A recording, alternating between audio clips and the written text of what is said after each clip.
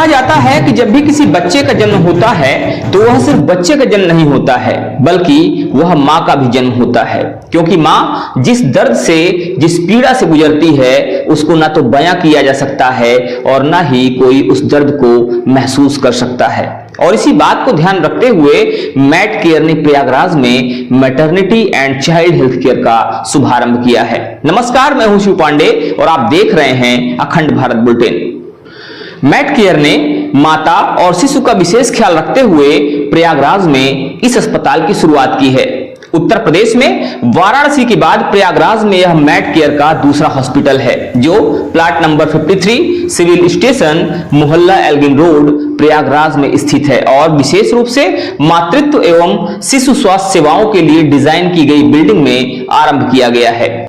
यहां गर्भवती महिलाओं, नवजात शिशुओं तथा हाई रिस्क प्रेगनेंसी के लिए विशेषज्ञ देखभाल, एडवांस इंफ्रास्ट्रक्चर और एडवांस न्यूनेटल सर्विसेज उपलब्ध करवाई जा रही हैं। कैबिनेट मंत्री प्रयागराज नंद गोपाल गुप्ता ने कहा कि प्रयागराज में गुणवत्तापूर्ण मैटरनिटी एंड न्यूनेटल केयर की बढ़ती हुई मांग को देखते हुए मैट केयर की यह पहल सराहनीय है। यह समर्पित हॉस्पिटल आपातकालीन स्थितियों में परिवारों को सुरक्षित और शीघ्र देखभाल उपलब्ध करवाएगा।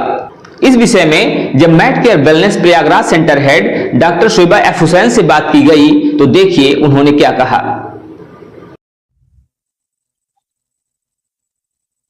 प्रेस कॉन्फ्रेंस करने का औचित्य ये है कि ज़्यादा से ज़्यादा लोगों को अवेयरनेस हो इस अस्पताल के बारे में, और आप लोगों के माध्यम से लोगों को पता चलेगा कि एक ऐसा अस्पताल प्रयागराज शहर में ओपन हुआ है जिसमें हाई रिस्क प्रेगनेंसीज और कम से कम उम्र में डिलीवर हुए बच्चों का पूरा ख्याल रखा जाएगा। और यहाँ पे बेस्ट NICU टीम है, बेस्ट डॉक्टर्स की टीम है और डॉक्टर्स 24/7 इस हॉस्पिटल में मौजूद है मरीजों की सेवा करने के लिए।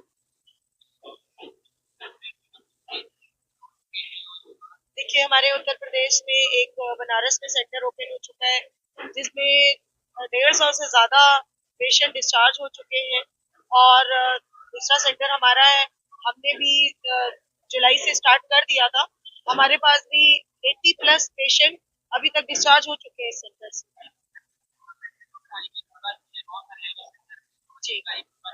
जी, देखिए, इंदिरा जो है बेस्ट ऐसे है कि हमारे पास डॉक्टर्स की हाईली क्वालिफाइड डॉक्टर्स की टीम है और डॉक्टर्स का डेडिकेशन। हम लोग 8-8 घंटे बैठ के every day we are there to serve our patient. And जो हम लोग एम्ब्रियो इक्सी करते हैं, एम्ब्रियो बनाते हैं, हम लोग क्लोज वर्किंग चैम्बर में काम करते हैं और हम लोग PGS और जिन पुरुषों के शुक्राणु नील होते हैं वो भी हम लोग यहाँ पे माइक्रोटीजा, जो कि पूरे उत्तर प्रदेश शहर में जो और सेंटर्स है इलाहाबाद में इंदिरा IVF के अलावा उनके पास भी ये टेक्निक अवेलेबल नहीं, तो हम लोग माइक्रोटीजा और PGTA यानी एम्ब्रियो बनाया और उसकी भी जांच कर ली कि अगर इस एम्ब्रियो से जो बच्चा पैदा होगा उसके अंदर कोई अनुवांशिक प्रॉब्लम तो नहीं होगी, कोई और बीमारी तो नहीं डेवलप होगी। ये सब चीजें पता लगा करके फिर हम लोग एम्ब्रियो को ट्रांसफर करते हैं और जब PGS करके एम्ब्रियो रखते हैं तो उससे सक्सेस रेट ज्यादा होती है।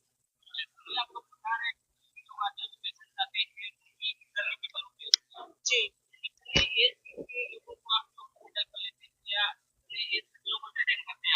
जी, आपने बहुत सही सवाल पूछा है, क्योंकि ऐसे तो बहुत सारे पेशेंट आते रहते हैं, लेकिन एक लिमिट है जिसमें कि हम लोग मोर देन 50 ईयर के पेशेंट्स को नहीं करते हैं IVF। 50 से कम, यानी अगर 49+ भी हो रहे हैं तो हम लोग उनको IVF कर देते हैं और उन्हीं कपल्स को प्रमोट करते हैं IVF के लिए जिनके पास एक भी बच्चा नहीं है या एक बच्चा है। एक से ज्यादा बच्चे जिनके पास होते हैं उनको हम लोग नहीं ज्यादा एंटरटेन करते हैं कि आपके पास बच्चा है, ये एज भी है, फैक्टर्स है इतने सारे। लेकिन अगर पेशेंट बहुत इंसिस्ट करता है तो करते हैं। मैं हूँ डॉक्टर शोएबा एफ हुसैन, मैं मैट केयर हॉस्पिटल की सेंटर हेड हूँ और इंदिरा IVF की सीनियर कंसल्टेंट। IVF विशेषज्ञ and centre head Indira IVF Prayagraj doctor Anjali Sharma से जब इस विषय में बात की गई तो उन्होंने भी इस विषय को लेकर पूरी जानकारी दी। एक्चुअली आपने जो उम्र का सवाल पूछा था, उम्र का जो सवाल पूछा था किस उम्र तक आईवीएफ कर सकते हैं, तो 2021 में आईवीएफ का एक कानून ART लॉ जो है वो लागू किया गया है।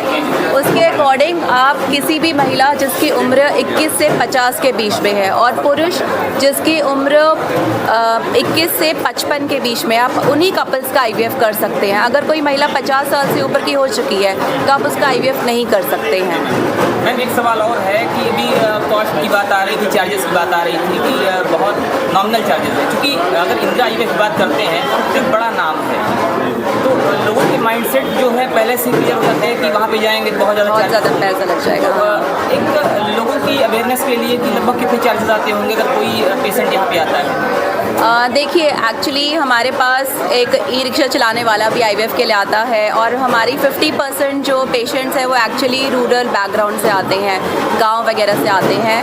और आईवीएफ की जो कॉस्ट है वो इस चीज़ पर डिपेंड करते हैं कि उनको किस तरह का ट्रीटमेंट हम ऑफ़र कर रहे हैं, तो उसमें उनकी उम्र, उनके अंडे कैसे हैं, उनके हस्बैंड के शुक्राणु कैसे हैं, उन सब पर डिपेंड करता है। अगर हम मिनिमम एक पैकेज की बात करें तो अगर महिला के अंडे अच्छे हैं, शुक्राणु भी ठीक है, मान लीजिए नलियाँ ब्लॉक है उसकी या उसके पुरुष में शुक्राणु में हल्की फुल्की कमी है, हमें सिंपल आईवीएफ ट्रीटमेंट करना है तो 1.5 लाख तक में एक साइकिल आईवीएफ का हो जाता है। आईवीएफ की सक्सेस की बात करें तो ये अराउंड 70 to 80% होती है एक साइकिल की। 70 to 80%, यस।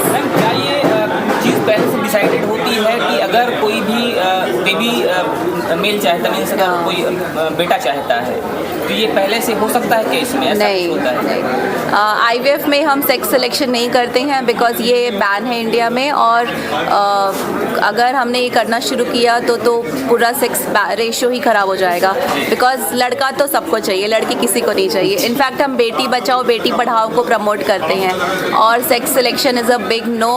इसका मतलब इंडिया में ये नहीं किया जाता है। मेरा नाम डॉक्टर अंजलि शर्मा है, मैं इंदिरा आईवीएफ की सेंटर हेड हूँ, प्रयागराज सेंटर की। तो मैट केयर द्वारा दी गई जानकारी और इसकी सुविधाओं को लेकर आपका क्या कहना है, इस बारे में आप अपनी राय जरूर दीजिएगा। बने रहिए हमारे साथ खबरों का अपडेट के लिए और देखते रहिए आपका अपना चैनल अखंड भारत बुलेटिन। जय हिंद, जय भारत।